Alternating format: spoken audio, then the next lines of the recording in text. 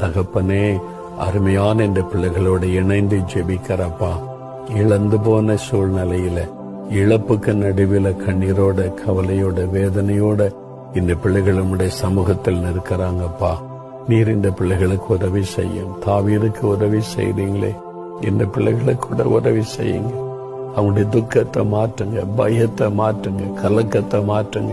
அவங்களுக்குள்ள ஒரு தைரியம் வரட்டும். நாங்க சாதிப்போம், ஜெயிப்போம் என்ற ஒரு மன தைரியம் உண்டாகட்டும்.